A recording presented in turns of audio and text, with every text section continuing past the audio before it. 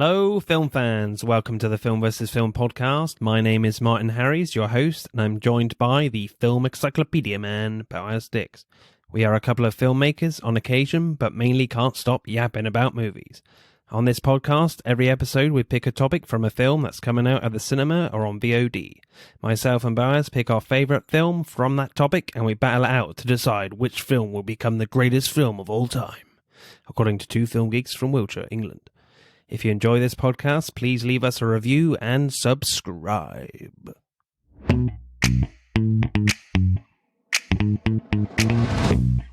Hello, Podsters. We are back again for another week on a Saturday. This week, as Gunpowder Milkshake, the best title to a film in decades, is out in cinemas starring Karen Gillan. So we'll be having a look at R-rated action films. So all the fucks in both senses we'll be looking at. Nice. And can't get enough of the fucks. As ever, I am joined by the Mr. Encyclopedia man. That is Mr. Boaz Dix. How are you, sir? Oh, thanks. I'm good. So, Mr. Encyclopedia man, what is your pick for this week? My pick is Upgrade. And why did you pick this one? I first heard of this film when Venom came out. And this guy was comparing it to Venom and said it's like basically... Because people were saying, like, you know, Venom should have been R-rated. And this guy was like, oh, this is like the proper R-rated, you know, Venom, except with AI instead of an alien. And I saw a clip, especially what we're going to talk about, where he cuts the dude's head in half with a knife. And I was like, I don't know, it clicked in my head when you said violent films, and I have to watch this now. Yeah, that scene is like burrowed into my skull. It's like, holy shit. So, yeah, I got to watch this. Got to review this. Yeah, much better than Venom, I must say. Yeah, I would say so. I got to stress as well, it's pissing it down where we are. So I just apologise if your audio is a bit rubbish. It's just, a lot of rain. So there's a bit of a buzz, I suspect. But yeah. He's not doing this podcast in the shower. It's So what happens in Upgrade? It's a pretty quick film, but it gets to the point, and it doesn't feel too quick. But it's a guy who's a bit of a technophobe, doesn't really like technology, and this is like in the not too distant future where like everything is connected to the net, everything is super advanced, and his girlfriend is more of a tech lover than he is. One day they get like attacked by a group of machine people, cyber people or whatever. I don't know what you would call them, cyborgs. Yeah, and machine people.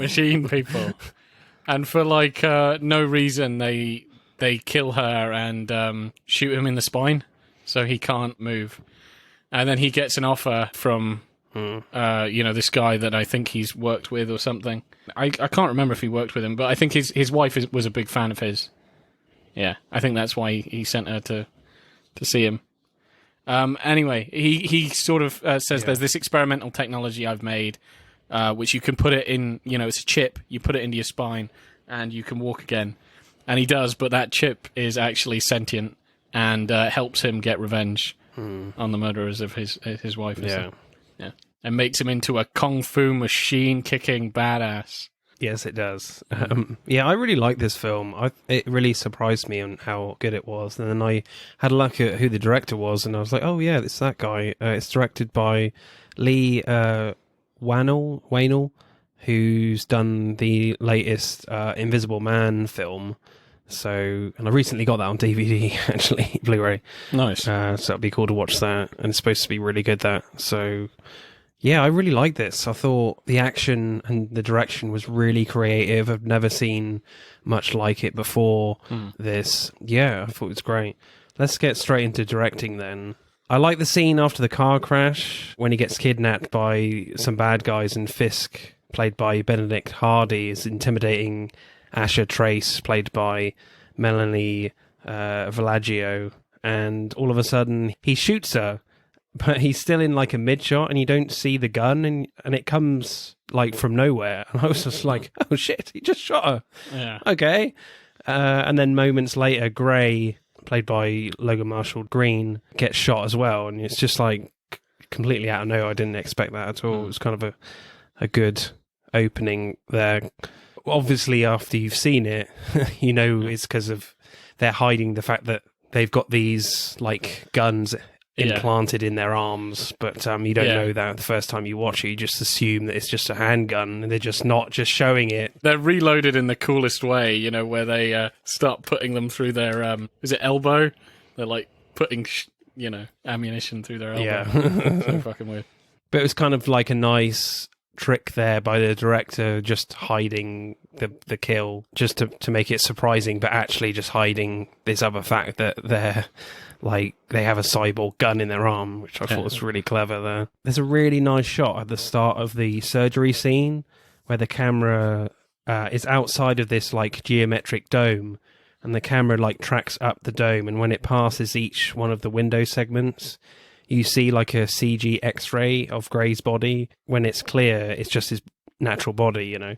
And I thought that was quite a nice visual look, you know. And the camera tracks down at a bird's eye view just before the scalpel cut. I thought that was really, really nice shot there. The shots of his back all cut open was quite nice and disgusting. Yeah, it looked like a real, like an operating room, like a real body. It was pretty graphic.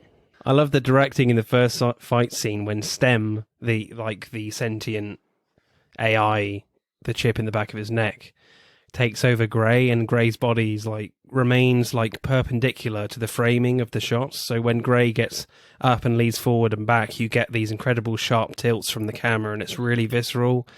And the action itself is really quite violent. And the way, as you said, you know, he pulls the knife between the guy's mouth is like really grim, and the way his arms and legs are doing all these incredible moves while Marshall Green's face is like, what the hell is happening? I don't know. Yeah, I love that because he's like, stop, and he's just smashing him with stuff. Yeah. But yeah, I just love the way you kind of have this feel of just like the camera's weirdly attached to him. Do you know what I mean? It just has that really nice style. I really love that. It kind of repeats a lot. It's like a signature style in the movie whenever Stem takes control in like a big way. I mean, even the first time he actually is, you know, he stands up and is moving his limbs and just walking. He walks kind of, well, you know, very robotically and just very efficient. He needs to move his arm. He'll just move it to where he needs to move it. There's no like wasted effort. And it does that thing where it's just where the camera, even just the first time where he just walks, the camera is just, it's like it's just attached to him, and the rest of the world is just, you know, moving around. And it does it in the fight scenes as well. And it's just this it's this really unique perspective. It's a really unique shot. Yeah, I've never seen it before. Yeah. I mean, I've seen it in kind of like very sort of dreamy sequences in films, you know, like it might just be something brief, but this is like it's a ever-present theme that keeps coming up, and it's very strange in the fight scenes. Yeah, definitely. I've never seen it used in a fight scene like that. So pretty interesting. What do you think about like the production design and the technology in this film? Is it plausible to you, or is it, you know, a bit far-fetched? I don't know. I think the tech kind of doesn't look too futuristic and crazy. It does still look out there. It kind of reminds me in aesthetic sort of like Blade Runner or Minority Report. It's kind of like it's just gritty cities and like technology that is quite cool and chic, and it's quite out there, but it still seems like it could be something that, you know, that could exist, you know. Yeah, it all seems very plausible, you know, the tech, and you can imagine it being like fairly real in like 10 years or something, like the VR stuff. And obviously there are some things that are quite far-fetched, like the guns implanted in guys' arms, which I don't think would ever happen, quite frankly. I really like the eye technology where Fisk puts a needle into a dead guy's eye, and Fisk's eye lights up, and you can see like the dead guy's memories in his irises. And then you get like a POV shot of Fisk's eye looking at Gray in his memories, you know. It's just a great visual storytelling device there. Yeah, I think that was actually one of my favourite shots. The one thing that went too far was the sneeze blades. Yeah. was a bit too much, but it looked really cool when the camera zoomed in. But because surely those blades would just like cut his inside of his body anyway, so I don't know. That was a bit too far. I don't think they were blades. I thought they were like nanites or something. So like he was infecting him with like nanomachines. Mm. But, you know, so this is why, you know, COVID precautions, masks, don't sneeze in public. Yes. Yes, because the other guy might have nanites in his nose, and they kill you horribly. With blades on it. Blades. Because everything's got to have a blade. Yeah, the fight scenes are like hyper violent as well. I just love how kind of fucking crazy they get. You know, as I said, you know, the first time you see it with the knife where he cuts the dude's head in half, he basically like garrots him, but with a kitchen knife. That was just so extreme. And then when he blows that dude's head off, you know, with his own gun, that was like bang, you know. Oh yeah. So he turns his gun on him and just blows his fucking That was head. cool. Yeah. It was nuts. Yeah, with his handgun, not a real handgun, but a gun actually in his hand. A gun hand. Yeah.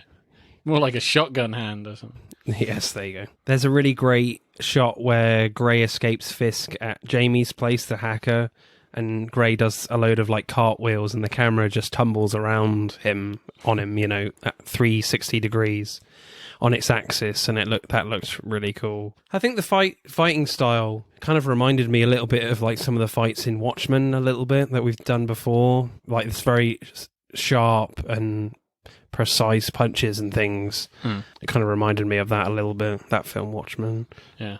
That we've covered already on Zack Snyder films. Yeah. Have you got a favourite shot then? I would say I did really like the shot where Fisk, you know, goes through the guy's memory banks, and that was a really inventive shot of having, you know, what he's watching in his iris. That was pretty amazing. Other shots that I really like, the whole car crash thing. I think even when you said when his girlfriend died, that scene was pretty good. I didn't really like the car crash that much. I thought it was kind of cool. I think it was a bit meh. I've seen way better car crashes. You know, I still thought it was a good car crash. Chases, rather. Yeah. Oh, wait, are you talking about the car chase? I mean, car chase. Yeah, no, the car chase wasn't, you know... Yeah. Wasn't any... I meant, like, when he crashed at the beginning. He hit the bloody ceiling of the car. I thought that was pretty cool.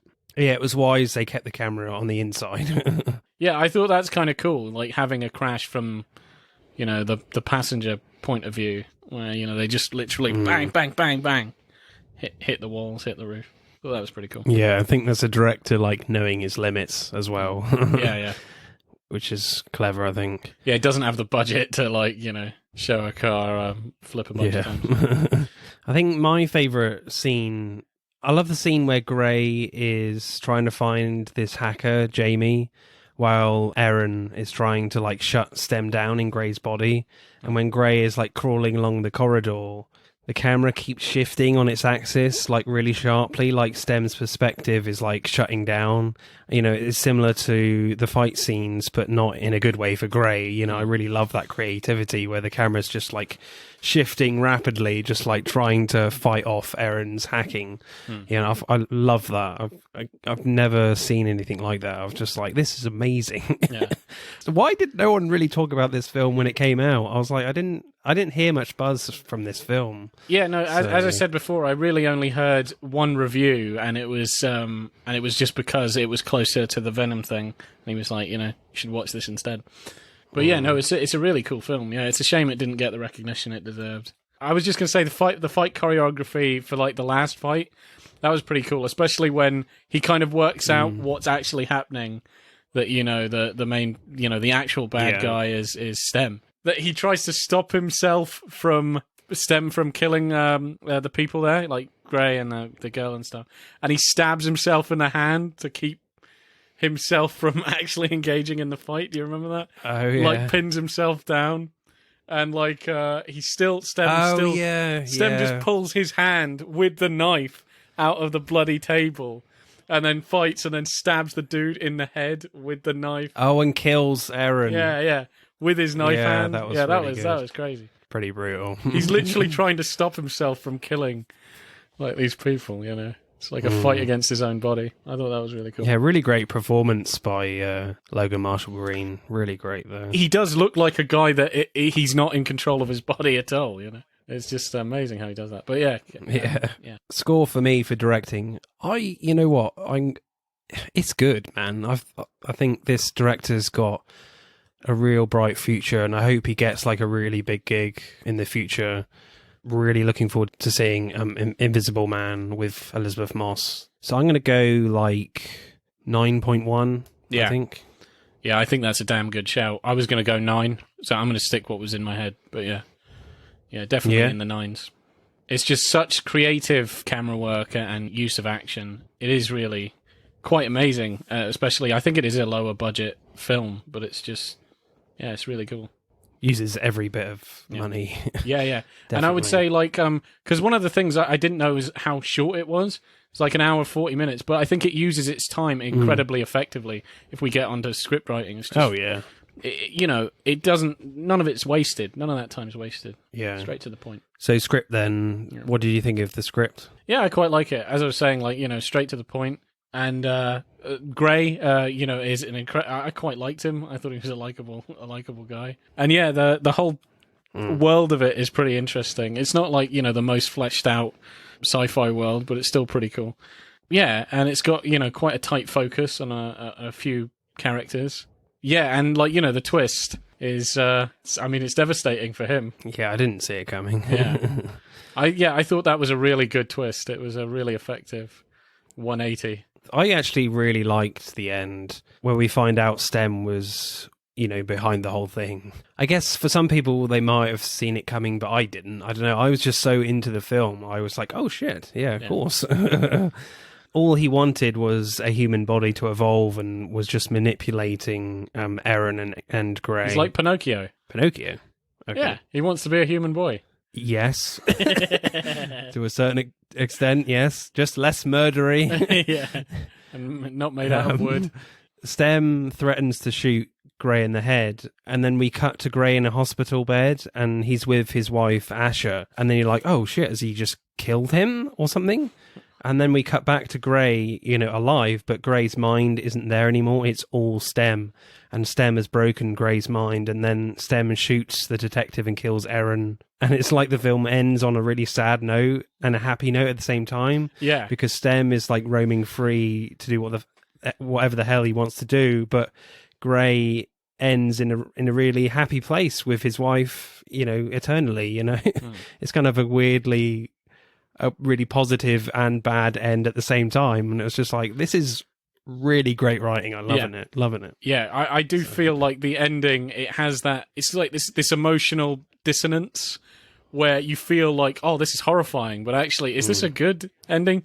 I do feel emotionally conflicted at the end. You're like, well, I guess they've both got what they want. He gets to spend, his thoughts with his wife. But the bad guy has one. Because you have those moments at like the start of like Act 2 when he basically wants to kill himself. He's a quadriplegic. He's completely disabled, and he's just like, I just want to die now. My wife's gone. I can't do anything. Everything's just done for me. The end kind of reflects that a little bit with the fact that he's with his wife again, in his mind, but at the same time, his body's being completely corrupted, It's just a really, really great end to leave it. And I hope they don't do a sequel, to be honest. I would hate to see a sequel. I don't think you need a sequel to this type of film. No, that would just ruin it. But even like right at the beginning, before the movie really starts, there's a robotic voiceover, like voicing all of like the production companies involved in the film, which you would normally see as credits. And then they say the title, upgrade, or whatever, and I've never seen that before. Yeah. And I was like, it was quite unnerving. Like, this film was real. I was like, hang on, what the hell am I watching here?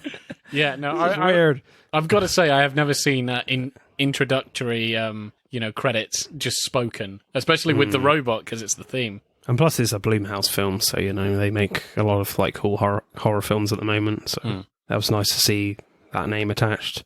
Yeah. I like the scene when Gray hears Stem's voice for the first time in his head, and Gray is like freaking out a little, and he says to Stem, "Do you have to talk?" And then Stem says, "If you don't want me to, I will not." And Gray says, "Okay, yeah, don't talk." Which is quite funny. Then moments later, he's talking to him again, like his silence was freaking him out even further. Yeah, because he's like, so wait, I'm not crazy? I thought it was great. I love the relationship between these Wait, you two, can talk now. He's like, no, you're not crazy. Oh, great. Yeah, I do like their buddy cop talking between each other, communication, where dialogue. like Gray is kind of the funny man, and Stem is like the straight man. I think they have like amusing chemistry. There's a great bit like after the first fight, and Gray again is like freaking out. He's just thrown up, and he says like, "Okay, just give me a second, okay?" And then Stem says, "1 second has passed." I didn't mean a second. Just hold on for a minute, okay? Yeah, that made me chuckle. Yeah, that was good. I think one of my favorite interactions with Stem and Gray is actually is while he's giving a badass speech. When he's in the bathroom and he's pretending like he is disabled, like he looks, and they're stabbing him and they're beating the crap out of him, or what have you. And then he just gets up and kicks the shit out of all of them. And then I love when he's just over the guy and he's like, yeah. And he goes, "You thought I was an invalid. Turns out I'm a fucking ninja." And then Stem is like, something like, "I am state of the art, but I am not a ninja." Yeah, that's my favourite line. Yeah, that was so funny. He says, "So you thought I was an invalid, but you didn't know I was a fucking ninja." Punch. And then Stem says, "While I am not state of the art, Gray, I am not a ninja." Yeah, I quite like that. That's quite a like Knight Rider sort of kit conversation. Yeah. You touched on like the final fight earlier, but I kind of like the way that fight was written and structured against Fisk, because Stem says like Fisk is predicting every move and he can't help Gray, and at the end like Stem says, "Do something, Gray," like Stem is panicking when Fisk has got his arm gun pointed to his face, so Gray has to use a different tactic. So Gray teases Fisk about killing his brother, jokingly, and then Fisk gets emotional, and then Gray gains the upper hand and kills him. I thought that was kind of a really clever way of getting around that. That was really good, that. Yeah, definitely. I think I do like when the main character is quite proactive, and like Gray is very intelligent. Yeah. He isn't just like a nobody. Obviously, this is really new to him, and this is crazy. And Stem is mainly doing all the decisions and moving the plot along. But Gray is still quite smart. Do you know what I mean? He's more people savvy and working with his hands and stuff like that. He may not be all up into the tech, but he is still pretty street smart. And I quite like that. Stem has basically been saving him through the whole film, and he saves them both. I think that's a good bit of character development. Yeah. I think the only big negative I have about the script is the fact that there's a big case of fridging in this film. Yeah. Unfortunately. Do you know what fridging is? Yeah. Where the protagonist has a significant other who only really exists to be killed to provide motivation for the protagonist. Yeah. I think it's especially set into writing women, just writing them as victims and stuff. That's the only real shame about the scripts, but I'm not sure you can really get around that and still have this same type of film, I don't think, with that amazing ending. So that's the only big downside, because it's just such an unfortunate trope that a lot of films go down now, which is disappointing. But certainly this film is not one of the worst cases. I remember terrible case of it is in Kingsman 2, The Golden Circle. Such a bad film. Yeah. Where they literally just kill Roxy from a rocket. I was just like, what? That character was really cool in the first film, and you're literally just killing her like that. I'm like, what? Yeah. So at least this character gets a few lines. Yeah. But that's my only gripe. Have you got a favourite line then? The one about him being a ninja. Have you said it already? Yeah, I've already said it. Yeah, I tend to say my lines quite early. Yeah. I was going to say another line I quite like is where he says, you must remove all your fingerprints from the crime scene. He goes, "I don't know everywhere I've touched. I have recorded everywhere you have touched in the apartment." Do you know what I mean? Yeah. I quite like that. It's just like, yeah, this thing is cool. Yeah. Helps me get away with murder. I like his banter, actually. I was going to say this. I never said this, but between him and the detective, I thought they got on really well. Where she's very suspicious. Yeah. And she's talking to him. And I just like how he's like, well, how the hell am I going to kill anybody? I'm in a wheelchair, But I just kind of like the teasing and stuff. You can go through my phone. It was all right. That character was a bit bland for me, but I didn't really care much when she died, to be honest. I was like, meh. Okay. Yeah. Maybe that's being a bit harsh, but yeah, I guess with that, it could have been a bit more creative. I don't know. But score for me, I'll probably go like 8.7. I think what brings it up is like the incredible ending, but what brings it down is kind of the fridging, I guess. So 8.7, I think, is fair for me. Yeah. How about you, sir? I'm going to give this also a 9, actually. Right, acting then. I like Harrison Gilbertson's performance as Aaron Keane, like the billionaire tech guy who helps Gray at the start, who gives him the chip in his neck. He has this very like antisocial, creepy vibe to him when he comes into the the hospital near the start. All his movements are like weirdly slow, and you don't know if you can be trusted. It's just a very weird performance for me. Yeah. I don't think like terribly signpost that this guy's it is kind of very signpost that this is the bad guy. He shouldn't really be getting this chip, but obviously he's just being controlled by STEM. Yeah. I liked his performance. Yeah, same. I think especially towards the end as well, he's quite, panicky and stuff. And, he obviously spills the beans about what's happening. I quite liked him. I thought he was pretty good.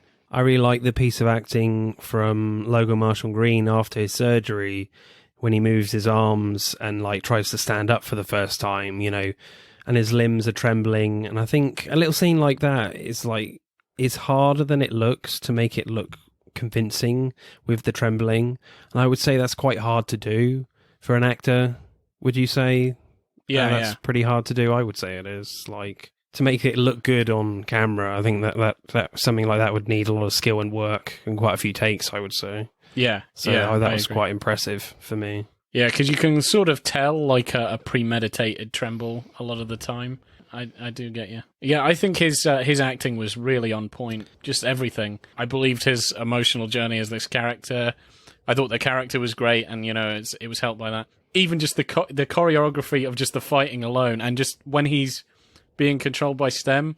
Even at the end when he turns into STEM, I just think he does a really good performance where it was all quite believable. Yeah.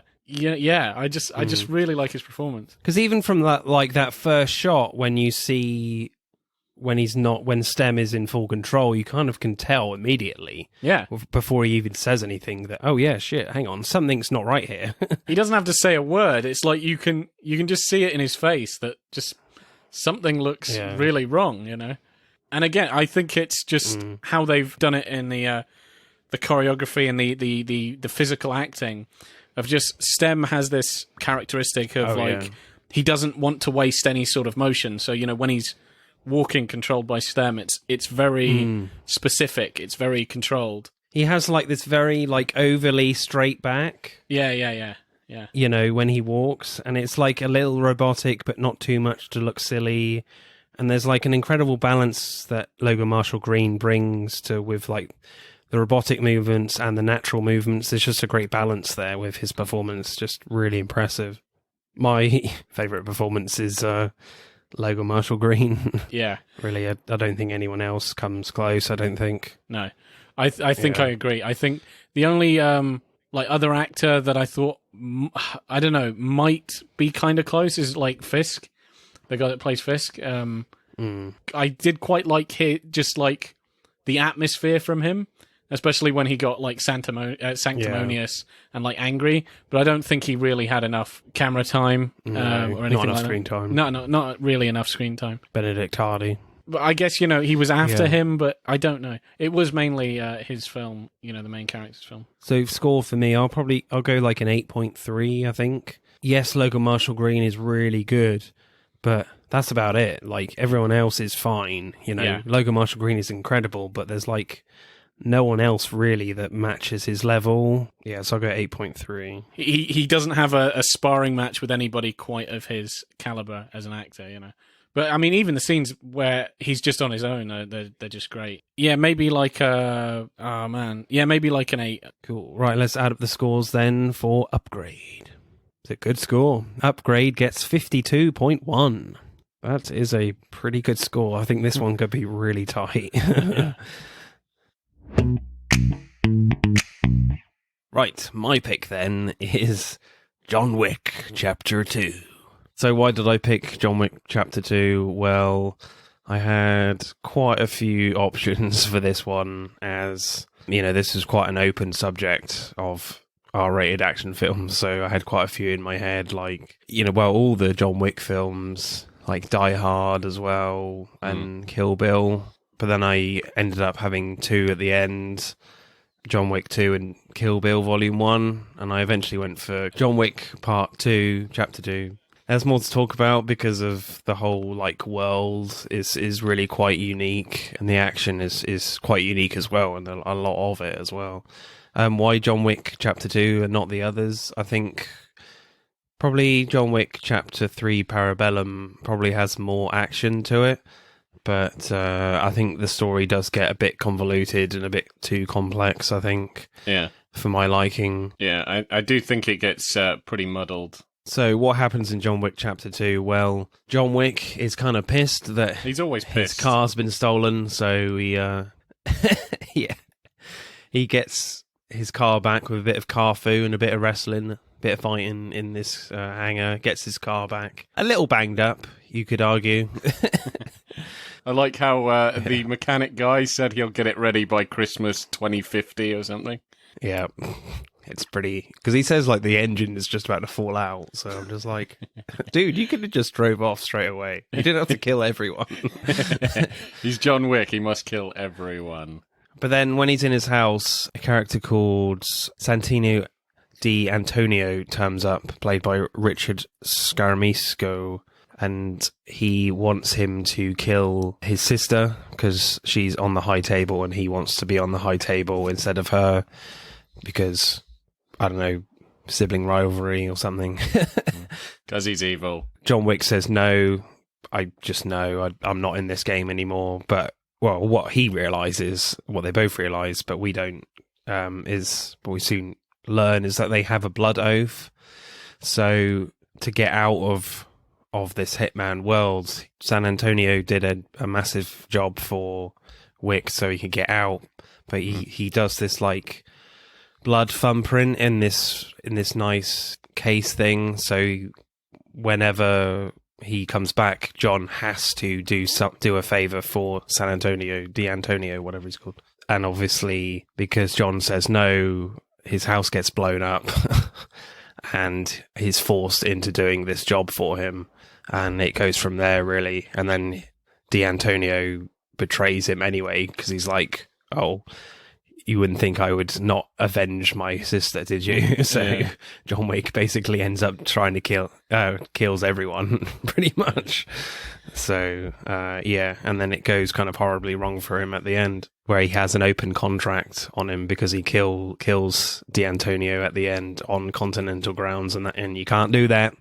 So this open contract is out on him and is excommunicado, and literally by the end, everyone is trying to kill him in an hour's time for like 14 million, because I think they double it in the end.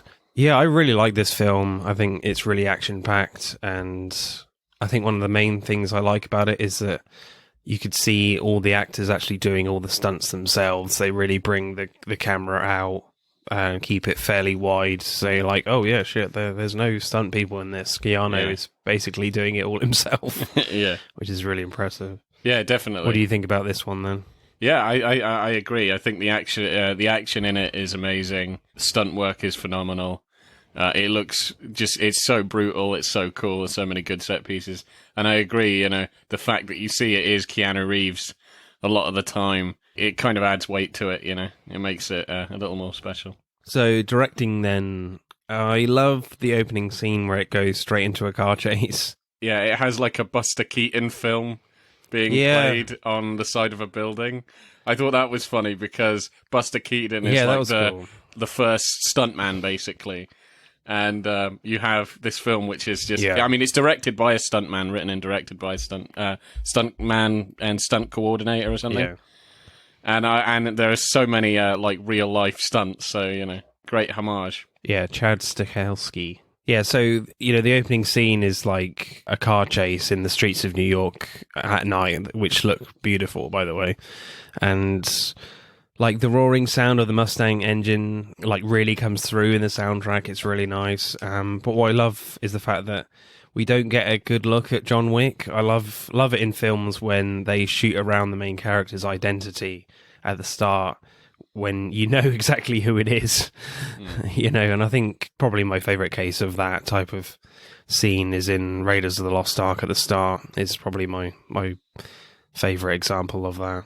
I like, as you said, the opening. That was really cool with the car and the Mustang. And when he slams into the motorbike, that was pretty aggressive. Oh, yeah. There's one takeout that he does at the beginning, which I thought was amazing. Like, they build up his myth of the people in the warehouse have got his car, and the guy is like, seriously, we need to, like, leave, yeah?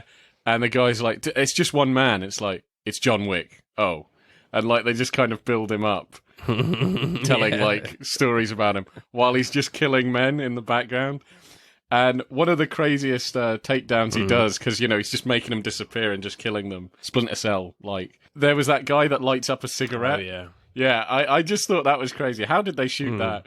He lights up a cigarette, and John Wick puts his hand over his mouth so he swallows the cigarette, and then he's like, yeah, man, that must have hurt. That was good. Yeah, I don't get how they did that. That was pretty good. I loved it when John is escaping the Rome nightclub and he gets on stage and he shoots a guy and the crowd just cheers. It's kind of bizarrely funny. Yeah, I thought that was funny. Like, they just assumed it was part of the show. They're like, yeah, this is cool. Whoa. Yeah. Like, yeah. Someone actually died, people. Come on. Yeah, it's not tomato ketchup. He is actually dead. But I think one of my favourite fights in this film is the Catacombs gunfight with the assault rifle and shotgun he has. I mean, there's a lot of like long takes and wide shots throughout with like very few cuts to show that Keanu is doing everything, especially the reloads.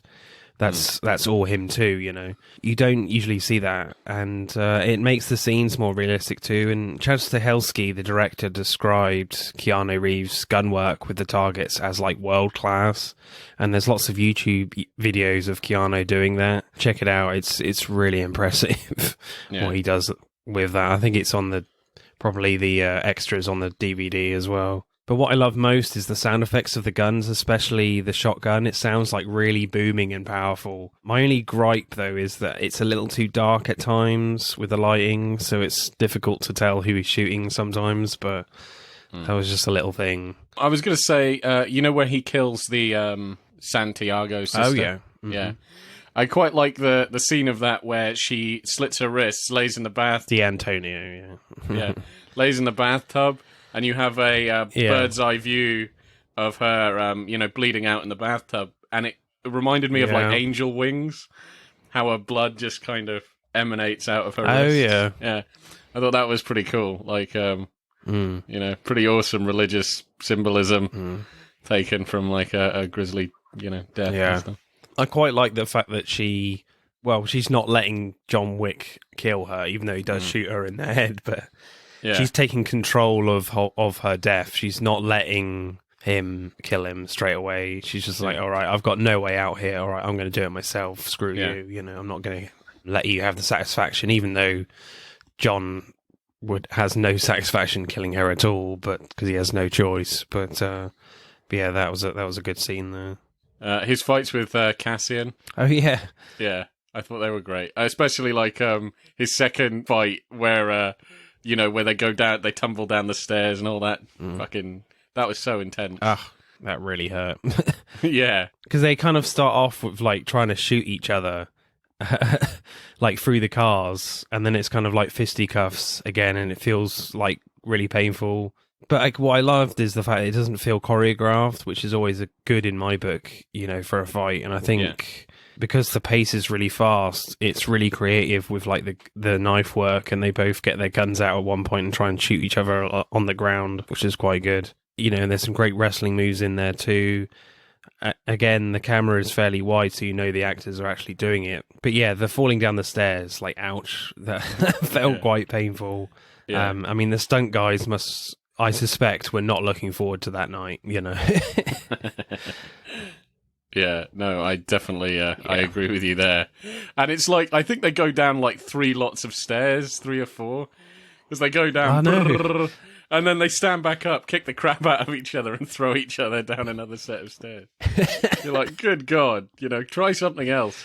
It's obviously not working. The stunt guys must be like, can we please, choose some different steps? Yeah, made some of foam. smaller ones. Yeah. But one of my favourite scenes with Cassian, for me, that really sticks out in this film for me is when Cassian is chasing John through a station, and Cassian is on the upper level and is taking casual pop shots at John, and John does the same as they're both walking along casually. Yeah. It's almost like stealth firing at each other, and it's utterly ridiculous that nobody around them is running away or hears any of this. But I've never really seen a shootout like that before. It just was really creative and cool. You don't see many stealth shootouts, It's kind of amusing because they're just walking and they're just pretending nothing's going on while they're It's just absurd, though. Yeah. That no one's running away, but anyway. Yeah. And then it kind of goes into a sort of muted stealth knife fight where they're trying to stab each other but not really let on. They're trying to knife the hell out of each other. I kind of like the fact that they're staring at each other while everyone's getting off the train, after each station. I was going to say, you were going to mention that, but the shootout in the whole Hall of Mirrors freaky place, whatever the hell that was. Yeah. Yeah, that was a pretty good scene. Takes the Hall of Mirrors fight scene, like we saw in that Bruce Lee film, Enter the Dragon, takes that to a higher level. Yeah, definitely riffing on that. Yeah, I really like the set design in that scene because it's all lit up a little bit with all different neon colors as well, which in the mirrors, which looked amazing. But I like the spinning doors aspect of the set, and there's one bit where there's a goon just seemingly on his own, then John just appears from a door from nowhere he didn't think was there, right by the camera, and he takes him out easily. And then there's a clever moment where John shoots a goon, but it's a mirror, but then immediately shoots through the mirror next to him and takes the goon out. I thought that was really clever. Yeah. Way of just using the set. But I really like the action scene just before that, where he spends his £7 million bullets in about 3 seconds on these guys in the museum at the start of the action scene. Yeah. Because obviously he got £7 million worth of bullets from the Bowery King. 7 bullets, £1 million each. Yeah. That's $1 million a round, baby.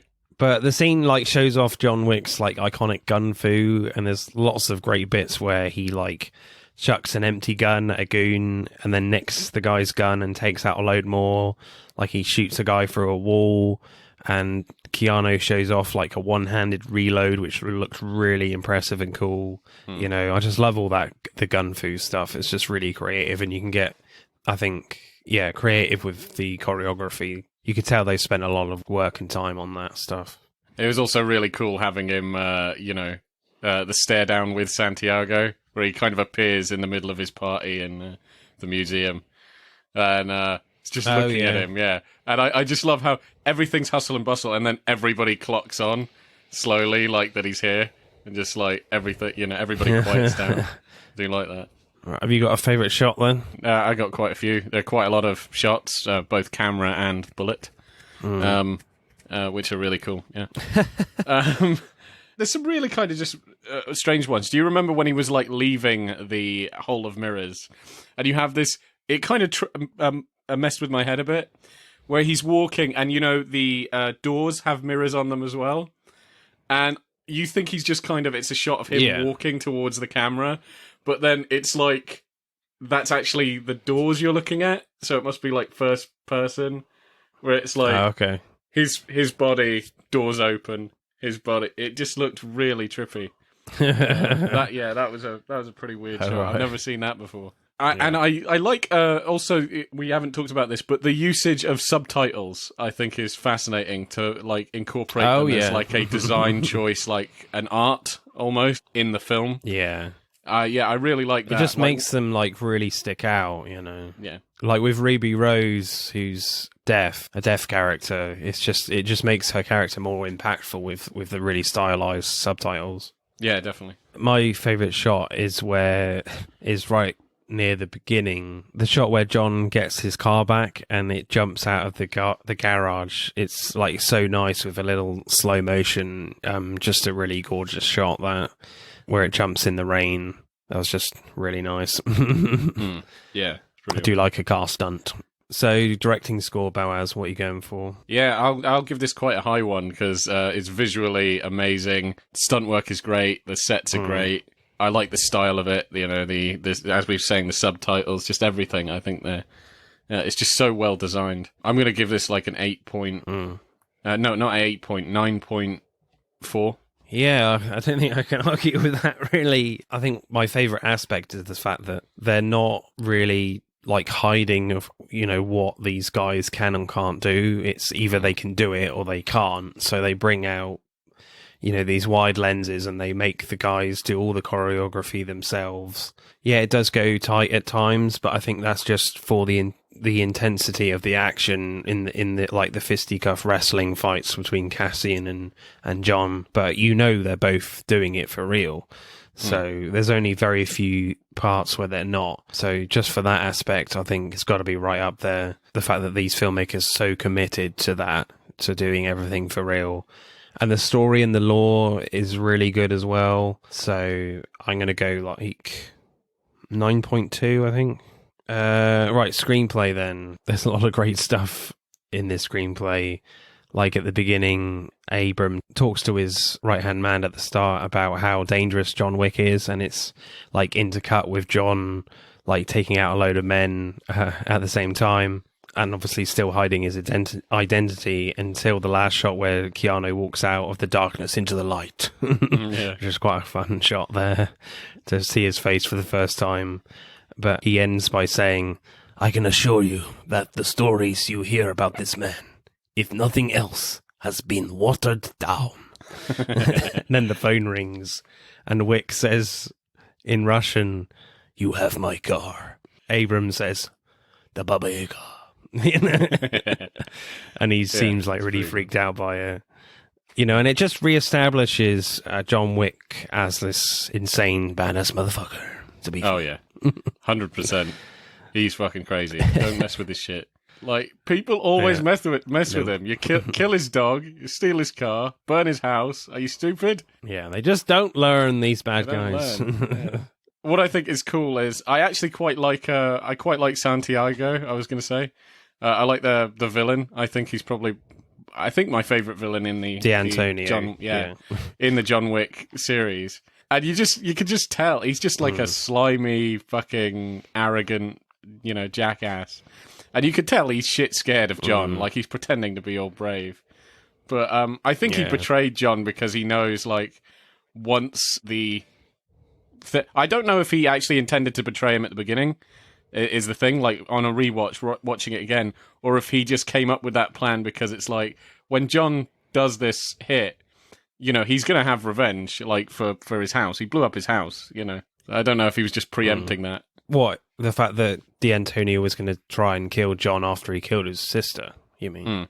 Yeah. Yeah, I think he was always going to do that, I think. Yeah, probably. Yeah, he is quite a slimy bastard. But I like, you know, the introduction of the marker thing or the blood oath thing between two assassins that they give each other. I quite like that story device. You know, so if one assassin wants a massive favor, they can do it like a blood thumbprint on this little fancy case, and then the other assassin can repay the favor at any time. As I said, when John Wick refuses and Santino D'Antonio, he says as he's leaving, you know, "You have a beautiful home, John," and you just know he's going to blow up his house when he says that. Yeah. He should have really prepared and just got out. He should have left. But he kind of made that quite obvious. Yeah. Another line I like where they talk to each other is in the art gallery, where he's talking about, "Okay, I'll do the job. You know, what is it?" And I like the exchange. He's like, "You're still angry with me, aren't you, John?" He goes, you're thinking about killing me right now. How would you do it, I wonder? That lady's purse? That man's tie? And he's like, with my hands. Oh, yeah. You know? With my hair. Yeah, I like that. I'm not going to screw around. I'm not going to, pencil you to death, like these legends. I'm just going No. to strangle the fuck out of you. One of my favourite scenes is the gearing up scene with Peter Serafinowicz as the sommelier. He's describing these weapons in such detail, like they're fine wines in a restaurant. Yeah. The acting from Peter is so English and posh. It's brilliant. Robust, precise, eyebrow. Yeah. And for dessert. Also, it's cool how the scene is intercut with the cartographer looking at the maps and the old catacombs and the tailor measuring up John for his new suit, his bulletproof new suit. Yes. That was fun. I was thinking, do you remember it shows off like the bulletproofness of his dinner jacket in a very strange way?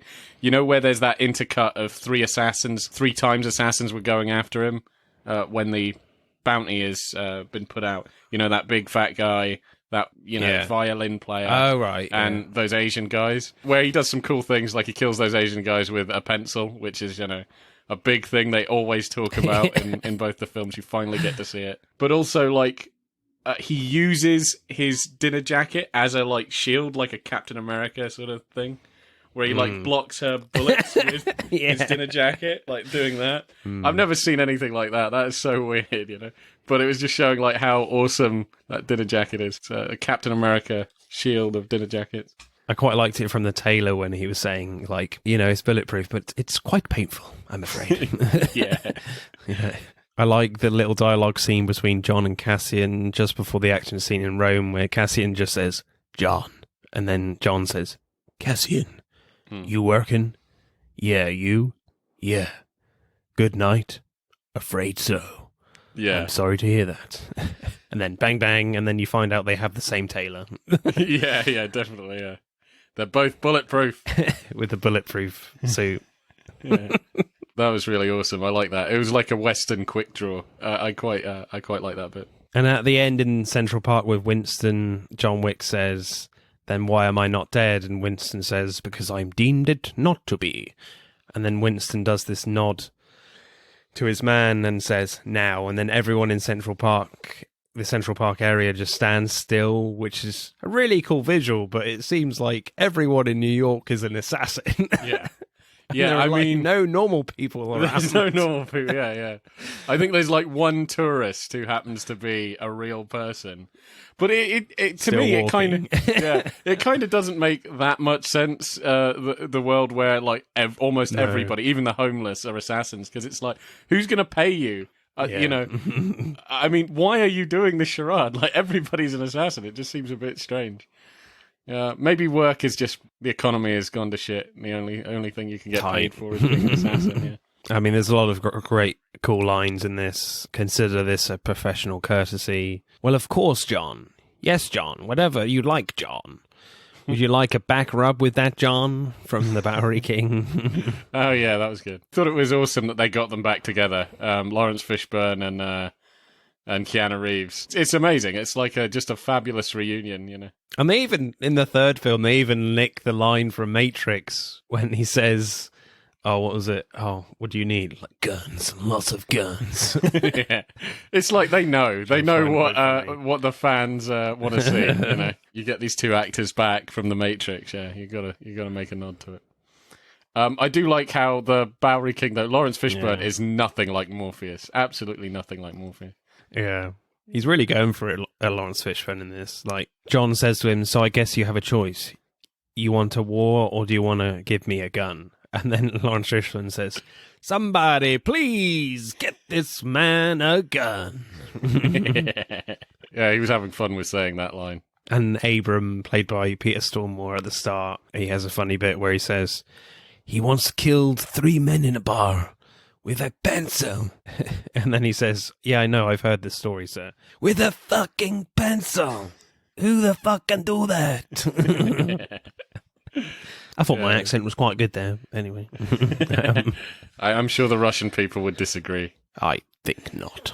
I think you mean I think not. I've got John Wick's phone number on standby. Anyway, have you got a favourite line then? Actually, I think I might go with where he's talking about how he'll just kill Santonio with his hands, with his bare hands. I also like how Santonio dies. I thought that's great. Oh, yeah. The smug little shit dies mid-sentence. Yeah. Run along, John. And he's just like, bang! Just blows his fucking head. Shut up. Yeah.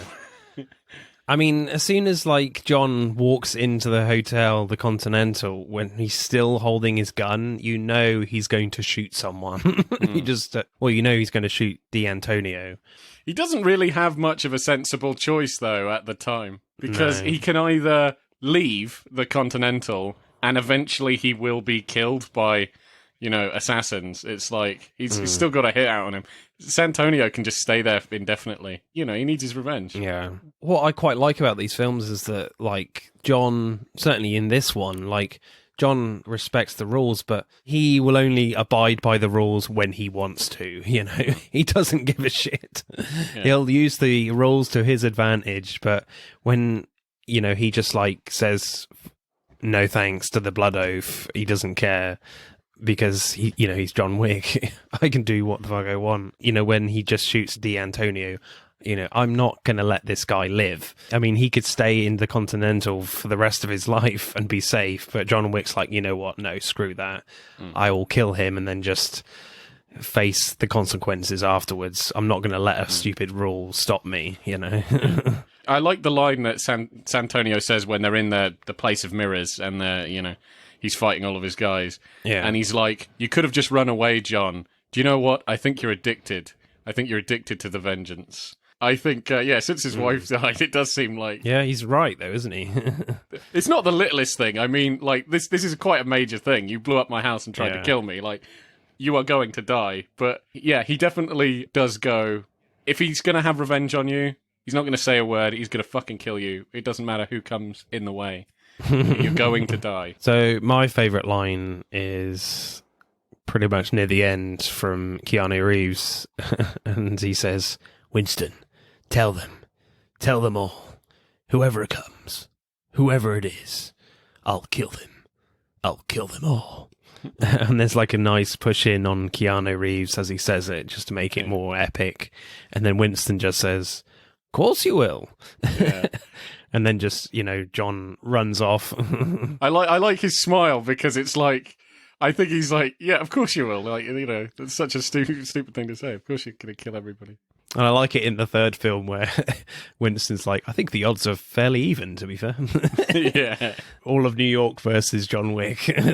Yeah. Score then, Boaz. What are you going for screenplay? It's an incredibly fun screenplay. I'm going to go 8.7. I think this script is actually quite good. Yes, it's a fairly basic, like, revenge tale, like the first one was as well, but a few bits of twists in there, kind of, with D'Antonio basically turning on him, and I like the blood oath stuff. All these new rule additions I quite liked. I think that's the only one. I think they pitched that quite well, and I think in the third one they just add up too much with, like, the ticket and all the high table stuff. Yeah, I think with the third one, it feels a bit forced because it gives convoluted reasons for him to be somewhere else so they can explain more functions of the organization.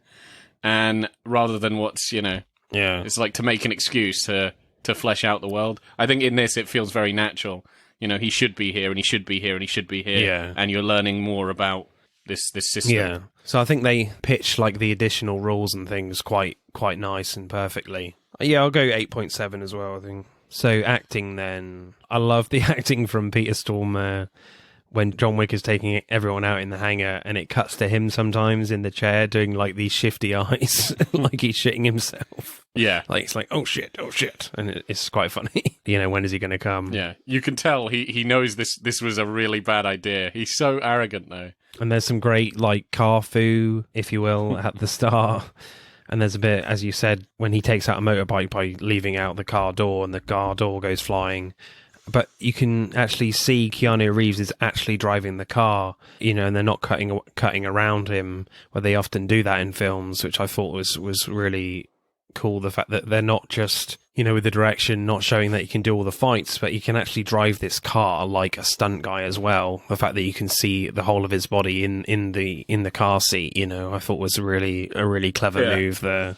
Oh yeah, I was going to say this in direction as well, but do you remember the bit where he gets slammed out of his car? I love that shot. I should have said that when we were talking about camera work. That was incredible. Yeah. Where this other car hits him and he just flies out of the side of the car. That was incredible. And he's kicking people's ass with his car. What do you think about John Wick's fighting style in these films? Yeah, I like it. I mean, it's as he kind of talks about, it's tactical. It's not over the top. He just punches a guy, stabs a guy, throws a guy around. A lot of, judo-inspired blocks and throws and stuff. And you can tell he can fight, but he's not the best fighter. Like, seriously, there are so many people, even regular grunts, who can kick the shit out of John Wick. He is more comfortable, like, using weapons. And I like whenever he gets in a physical fight, like, when he gets yeeted out of the car and he's fighting those regular guys, he does beat them, like, pretty handily. But then there's this big guy who is kicking the crap out of him because, he knows how to fight. John Wick kind of knows the basics. And the guy's kicking the crap out of him. And then John Wick just pulls his gun and blows off his kneecap. So it's like, if I've got a gun, I'm going to use that. He's far more... And I like even with the fight with him and Cassian, it's fairly evenly matched, but Cassian is a better fighter. But John is always trying to just blow his head off, like get the gun and just like shoot him in the head. Do you think? I still think John Wick was probably a better fighter than him. Because like he beats him comprehensively on the train. So I think Cassian might be a better fighter. John is better with weapons. He beats him with the knives and he's a better gunman. And he is a pretty good fighter, but I just don't think he's like top tier even in his universe. I think a lot of people can actually beat him physically, but he can think on his feet and again, if he can find a weapon, anything, he's going to use it, and it doesn't matter what it is. He prefers guns, but it can be anything. I like the addition of the pencil. Obviously, he is fighting these two Asian guys, and he is kind of at one point like getting his ass kicked, but just brings out a pencil, stabs the absolute crap out of both of them. In the eye. Yeah, in the eye. In the back of the neck as well. Yeah. Pretty brutal stuff. John Wick, does what's necessary to take these guys out, which I quite like about John. He doesn't do anything flary or, he just does what's necessary. And it's not pretty, This is one action hero, which his fighting style isn't particularly pretty. Certainly with, the wrestling and judo stuff. Yeah, the gun fu stuff is quite cool. But when he doesn't have a gun, it's just I got to do whatever is necessary. When he doesn't have a gun, he gets thrown around a bit, and he does do a lot of messy, dirty fighting to try and get on top. I think it's great to complement this between the other Keanu Reeves action tentpole of The Matrix, and he is not Neo. Like, Neo is pitch perfect precision, kung fu master of every art and discipline. John Wick knows enough to get by, and then he's making up the rest. Do you know what I mean? If he gets in a fight, it's just Yeah. So, favorite performance, Keanu Reeves. Moving on. Obviously. And I love Lawrence Fishburne, and again, I just like the fact that it's he's not like Morpheus. He is like his badass, cousin who might somehow be related to Samuel Jackson. Just really kind of over the top and street smart. I do like D'Antonio as the bad guy in this, but I think I prefer the bad guys in John Wick 3, to be fair. They're just more interesting, I think. Even with the high table secretary, she's quite cool. So acting score, Boaz, what are you going for? I'm going to give this a 8.5. I mean, Keanu Reeves is not the best actor in the world. Not at all, but certainly he can do action. He can do action really, really well. So I think you have to respect that. He can play a badass. He can play a stoic badass. He is written completely as type as a Keanu Reeves badass. Any other character that's slightly off from this, it's going to feel a bit strange for someone like Keanu Reeves, but it's just written perfectly for him. Yeah, I'll go 8.2, I think. Right, let's add up the scores then for John Wick Chapter 2. John Wick 2 gets 52.7. So John Wick Chapter 2 wins this one by 6 points.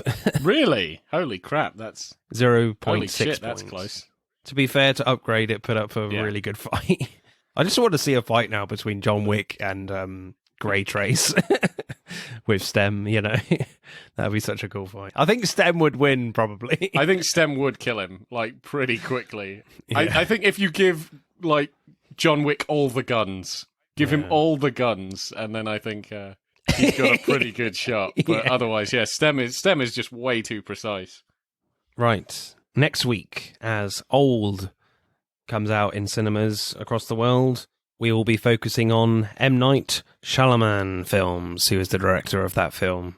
So it'll be interesting to see what we pick there, because he has done a lot of great stuff and a lot of really bad stuff. Yes. So, I think the thing with M. Night Shyamalan is he loves his twists, but sometimes he may not think them through. yeah. Oh, The Happening. What was that about? Right, Bowers, you've been amazing, as always. Bye-bye. Oh my god, I've upgraded to amazing after about like 40 episodes. I'm fucking glad. I thought I'd Yeah, surprise I am. you this I am morning. really happy. It's only taken like nearly 40 bloody recordings, and I'm finally amazing.